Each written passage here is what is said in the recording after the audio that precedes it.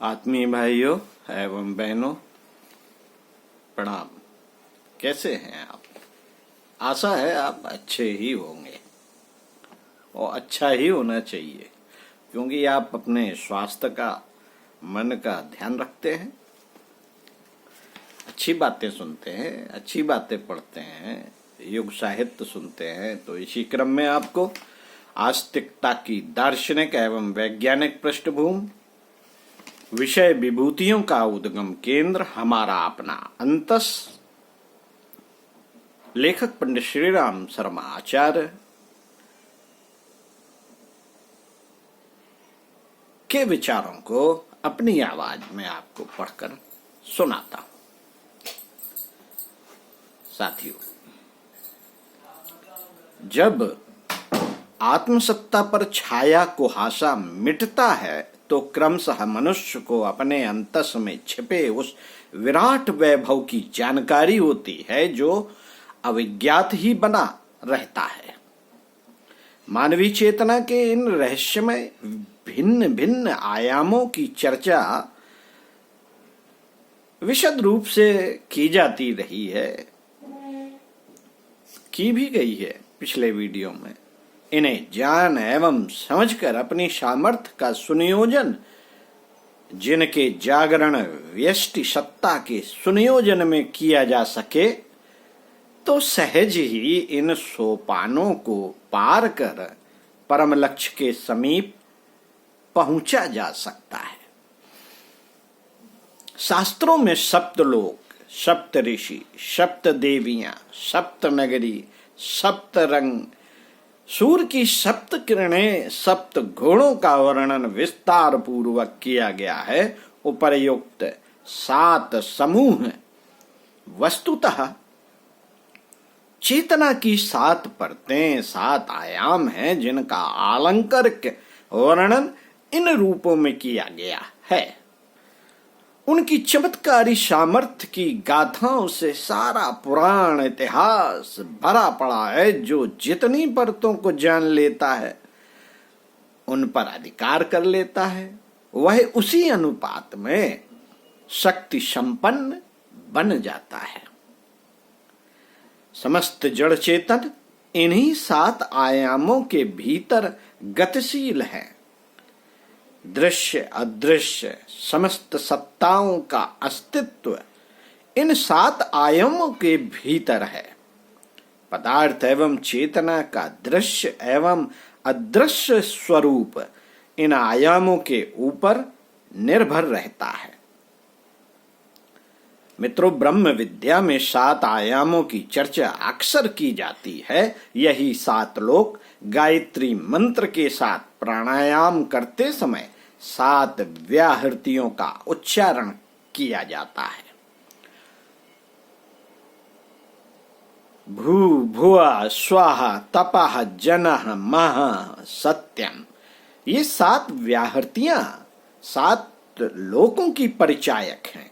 इनकी चर्चा इस संदर्भ में होती है कि प्रगति पथ पर अग्रसर होते हुए ही हमें अगले आयामों में पदार्पण करना चाहिए। 3 लोक भौतिक हैं, भू भुआ एवं स्वः। इन्हें धरती, पाताल और आकाश भी कहते हैं। भौतिकी इसी सीमा में अपनी हलचलें जारी रखती है। अगले 4 लोक सूक्ष्म है। चौथा भौतिकी और आत्मिकी का मध्यवर्ती क्षेत्र है। 5वां, 6वां, 7वां लोक विशुद्ध चेतनात्मक है। इन्हें पदार्थ सत्ता से ऊपर माना गया है। और इसे और भी अच्छी तरह समझना हो तो भू भुव स्व को सामान्य जगत, तपः को चमत्कारित सूक्ष्म जगत एवं जनः महः सत्यम को देवलोक कह सकते हैं। मनुष्य सामान्य जगत में रहते हैं। सिद्ध पुरुषों का कार्य क्षेत्र सूक्ष्म जगत है। देवता उस देवलोक में रहते हैं जिनकी संरचना जनः महः सत्यम तत्व के आधार पर हुई है। समझा जाता है कि सातों लोक ग्रह नक्षत्रों की तरह वस्तु विशेष हैं और उनका स्थान कहीं सुनिश्चित है। वस्तुतः ऐसा है नहीं। ये लोग अपने ही जगत की गहरी परतें हैं।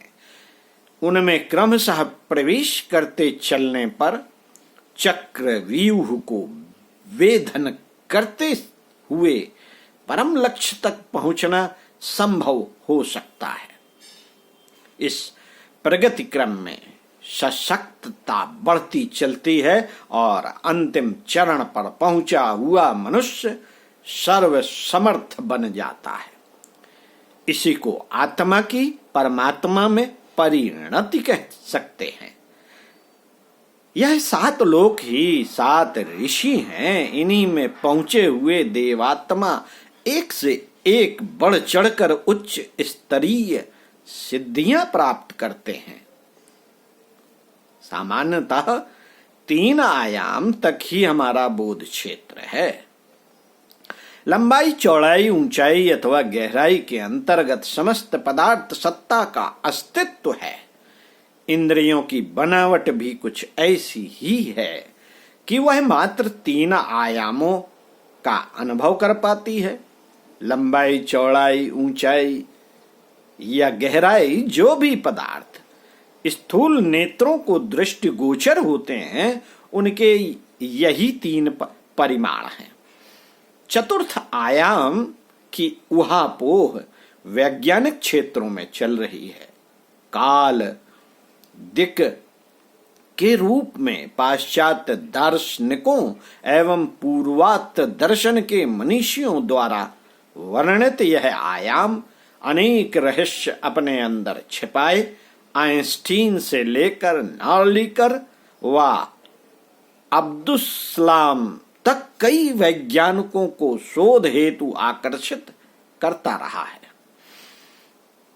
दार्शनिक मान्यताओं के अनुसार चतुर्थ आयाम में पहुंचने पर हमारी पूर्व स्थापित धारणाओं एवं जानकारियों में आमूल चूल परिवर्तन होने की पूरी संभावना है कि जो दूरी हमें 2-4 हजार मील की मालूम पड़ती है, चातुर्दिक जगत में पहुंचने पर कुछ गज रह जाए।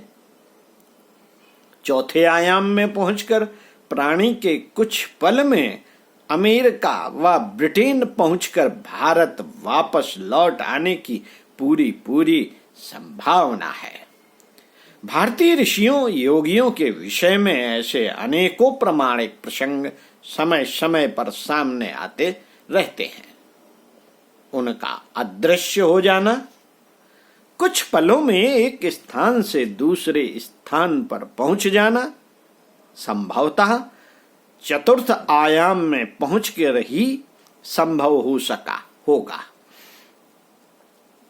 जिस चतुर्थ आयाम की बात अथवा कल्पना वैज्ञानिक जगत में की जा रही है, उसकी जानकारी हमारे ऋषियों को पूर्व काल से है। साथियों, चतुर्थ आयाम का बोध होते ही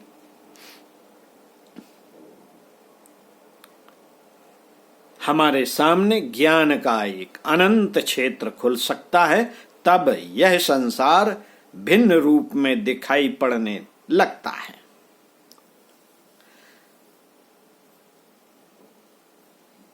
उन मान्यताओं को जिन्हें हम सत्य यथार्थ मानते हैं, संभव है भ्रांति मात्र लगने लगे। आइंस्टीन की कल्पना के अनुसार काल को भूत, वर्तमान, भविष्य की सीमाओं से नहीं बांधा जा सकता। हाइजेनबर्ग जैसे वैज्ञानिक ने सिद्ध किया है कि काल भूत से वर्तमान एवं भविष्य की ओर ही नहीं, भविष्य से भूतकाल की ओर भी चलता है।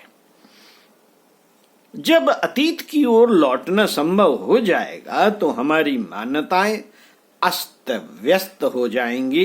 तब रामकृष्ण, बुद्ध, विवेकानंद, गांधी को उसी प्रकार देखा जा सकेगा जैसे सामने जीवित जीवित खड़े हों। जीवन मरण की मान्यताएं तब उलट जाएंगी। पांचवी, छठा एवं सातवां आयाम पदार्थ सत्ता से परे है। ये आयाम विशुद्धतः चेतना से संबंधित है। भौतिकी की पकड़ वहां तक नहीं है। भौतिक यंत्रों एवं इंद्रियों की सीमा से बाहर है। पांचवा आयाम विचार जगत से संबंधित है। विचारों की महत्ता एवं उनकी चमत्कारी शक्ति से हर कोई परिचित है। मनुष्य जैसा भी है विचारों की प्रतिक्रिया मात्र है। शारीरिक हलचलें उनकी प्रेरणा से ही होती हैं। विचारों के माध्यम से वस्तुओं के स्वरूप की कल्पना की जाती है। विचार जगत में उठने वाली तरंगें वातावरण एवं मनुष्यों को प्रभावित करती हैं तथा अपने अनुरूप लोगों को चलने के लिए बाध्य करती हैं। महामानव, ऋषि, महर्षि, अवतार अपने सशक्त विचारों का संप्रेषण सूक्ष्म अंतरिक्ष में करते रहते हैं। इस आधार पर वे असंख्यों की मनःस्थित एवं परिस्थितियों को प्रभावित करते हैं। जन प्रवाह उन विचारों के अनुकूल चलने के लिए विवश होता है। पंचम आयाम की रहस्यमय शक्ति को जानने एवं उसको करतलगत कर सदुपयोग करने से ही बड़ी बड़ी आध्यात्मिक क्रांतियां संभव हो सकी हैं।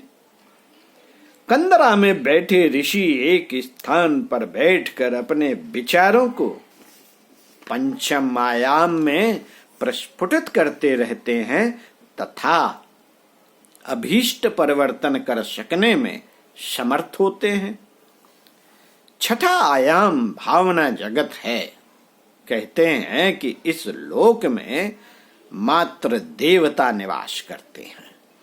इस आलंकारिक वर्णन में एक तथ्य छिपा है कि भावों में ही देवता निवास करते हैं, अर्थात भाव संपन्न व्यक्ति देवतुल्य है।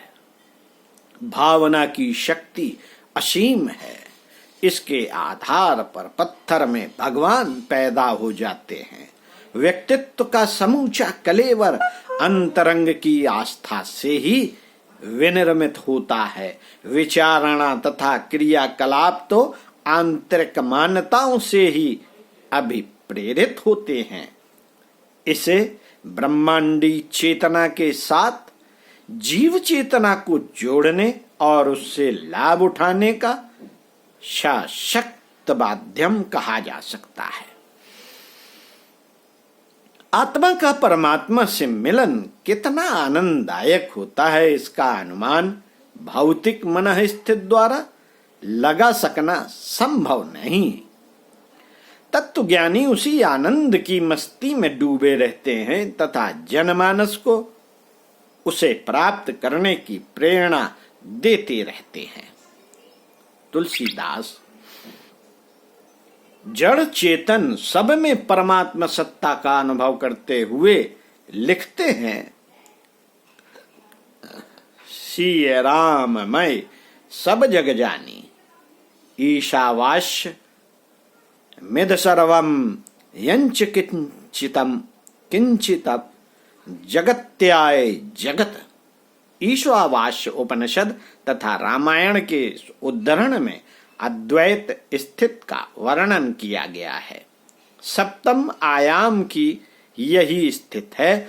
इसमें पहुंचने पर जड़ चेतन में विभेद नहीं दिखता। सर्वत्र एक ही सत्ता दृष्टिगोचर होती है। शिव शक्ति का, ब्रह्म प्रकृति का, जड़ चेतन का, जीव ब्रह्म की एक रूपता सातवें आयाम में दिखाई पड़ने लगती है। इसी को ब्राह्मी स्थित कहते हैं। इसे प्राप्त करने के बाद कुछ भी प्राप्त करना शेष नहीं रहता। सातवें आयाम का ही वर्णन सप्तम लोक के रूप में किया गया है। सप्तलोक सप्तायाम, चेतना की 7 परतें एक के भीतर एक छिपी हुई हैं, इनमें विभेद स्वरूप मात्र है।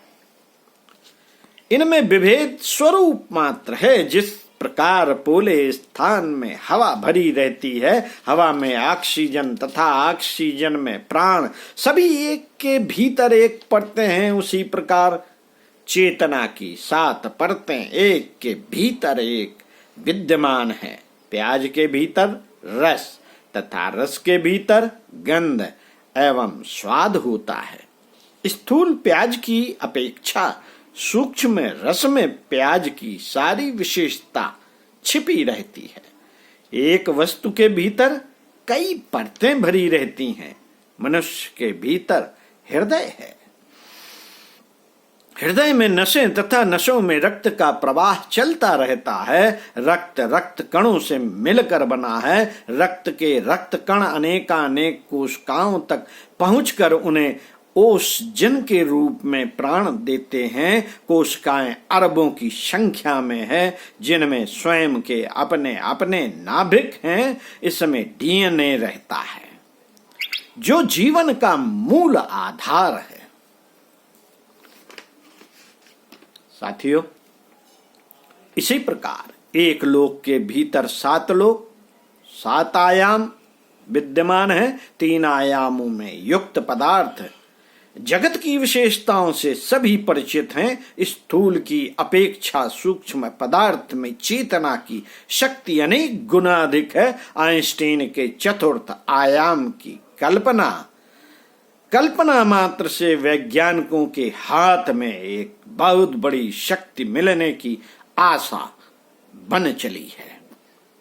लेजर किरणों से होलोग्राफी के आधार पर त्रिमितीय सिनेमाओं का निर्माण कई देशों में हो चुका है, जहां पर्दे पर मनुष्य, मोटर गाड़ी, शेर, हाथी यथार्थवत चलते दिखाई देते हैं। अनभ्यस्त व्यक्तियों को प्रायः यथार्थ होने का भ्रम हो जाता है। त्रियामीय चित्रों 3D की यह विशेषता है। इसके पश्चात 4th, 5th, 6th, 7th आयाम कितना विलक्षण एवं शक्ति संपन्न हो सकता है, इसकी आज तो कल्पना भी नहीं की जा सकती। भौतिकी की पहुंच जहां तक है, वहां तक की उपलब्धियां आदमी को चमत्कृत कर देती हैं। मानवीय बुद्धि की विलक्षणता और उसकी अन्वेषण क्षमता को इसका श्रेय दिया जाता रहा है, परंतु वास्तविकता यहीं तक सीमित नहीं। जब योग साधना रूपी अध्यात्म उपचारों का आश्रय लिया जाता है, शास्त्रों में वर्णित वैज्ञानिक पद्धति से अपने जीवन को परिष्कृत समुन्नत बनाकर प्रतीत या प्रपंच जगत से ऊपर पहुंचने की स्थिति बनाई जाती है, तो जिस लीला जगत का दर्शन होता है उसकी शब्दों में अभिव्यक्ति संभव नहीं। यह सब अपने ही अंदर है। इस वास्तविकता को भूलकर व्यक्ति सामान्यतया अपने को त्रियामी जगत एवं इंद्रिय संवेदनाओं तक ही स्वयं को सीमित कर लेता है। वस्तु स्थिति तक पहुंचे बिना ही संतुष्ट सामान्य जीवन क्रम वालों के लिए है। देव पुरुष महामानव इससे ऊंचा उठते हैं। वह स्वयं तो धन्य बनते ही है, दूसरों को भी कृतकृत्य करते हैं। पंडित श्री राम शर्मा आचार्य आगे बताएंगे आपको इसी क्रम में।